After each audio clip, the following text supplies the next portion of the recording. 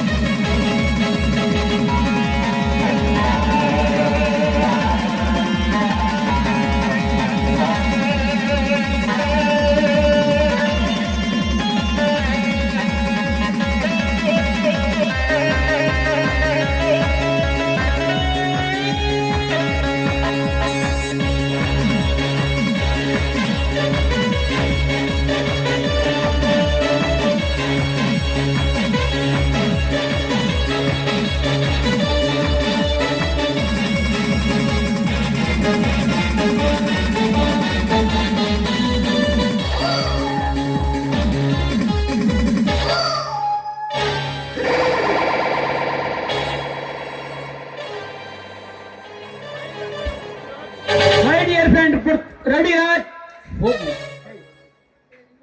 My dear friend Prithviraj, ನಾವಿಬ್ಬರು ಗುಟ್ಟಾಗಿ ಈ ಮನೆ ಕಲೆಕ್ಟ್ ನಿಂತಿದ್ದು ನಿಜ. ಆದರೆ ಅದು ಇನ್ನು ನಮ್ಮ ಕೈಗೆ ಸೇರಿಲ್ಲ. ಅದಕ್ಕೆ ಯಾವುದಾದರೂ ಒಂದು ಪ್ಲಾನ್ ಮಾಡು, ಹೇಳು. ಅಪಚಯದಂತೂ ಖಂಡಿತ. Don't worry Raja, don't worry. ಸಿಡಿದೇಳುವ ಈ ಜೋಡಿಗಳ ಜೀವನದ ಇತಿಹಾಸದಲ್ಲಿ ಅಪಸ್ವರ ಎಂಬ ಮಾತೇ ಇಲ್ಲ. ಎಂತೆಂತಹ ಗಣಸರ್ಪವನ್ನು ಮಣ್ಣು ಮುಕ್ಕಿಸಿದ ನಾವು. ಹೇಗೆ ಇಷ್ಟೊಂದು ಟೆನ್ಷನ್ ತಗೋತೀಯ ರಾಜ? ಮತ್ತೇನು ಮಾಡುದು ಪೃಥ್ವಿರಾಜ್?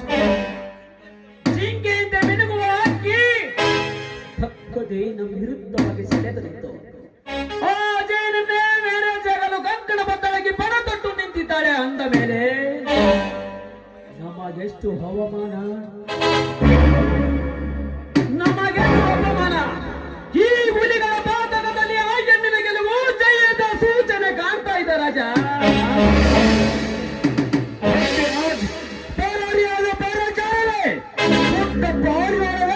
ನಮ್ಮ ಕಾಮದ ಕಿಚ್ಚು ಹೃದಯದಲ್ಲಿ ಹೆಚ್ಚು ಹೆಚ್ಚಾಗದ ಮನ ಉಚ್ಚ ಎಣ್ಣೆ ನಮ್ಮ ಇಷ್ಟೊಂದು ಸ್ವಚ್ಛವಾಗಿ ಹರಿತು ನಮಗೆ ಸ್ವರ್ಗದ ಸುಖ ನೀಡುವ ಸುರಲೋಕದ ಸುಂದರಾಗಬೇಕು. ಅಷ್ಟೇ ತಾನೇ ಫ್ರೆಂಡ್? ಒಂದು ವೇಳೆ ಅವಳು ನಮ್ಮನ್ನು ಆಗೋದಕ್ಕೆ ಧಿಕ್ಕರಿಸಿದ್ದೆ ನಿಜವಾದರೆ, ಒಂದು ಸಾಧಿಸಿ ಒಂದು ಇದು ಮುತ್ತು ಕೊಟ್ಟಾಗಲೇ ನನ್ನ ಮನಸ್ಸಿಗೆ ನೆಮ್ಮದಿ.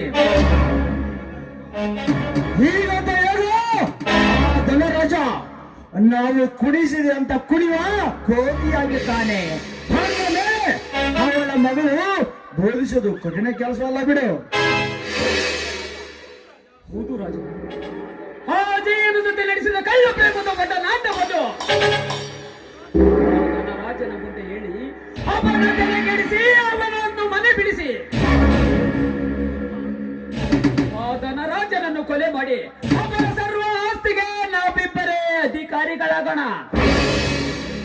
ಓಕೆ, ಈ ವಿಷಯ ಆ ಧನರಾಜನ ಮುಂದೆ ಹೇಗೆ ಹೇಳುವುದು? ಈ ವಿಷಯವನ್ನು ನಾನು ಹೇಳುತ್ತೇನೆ. ನಾನು ಅವನಿಗೆ ಹೇಳುತ್ತಿರುವಾಗ ನೀನು ಏನು ಇಲ್ಲದಾಗಿ ನಟನೆ ಮಾಡಿದರೆ ಸಾಕು.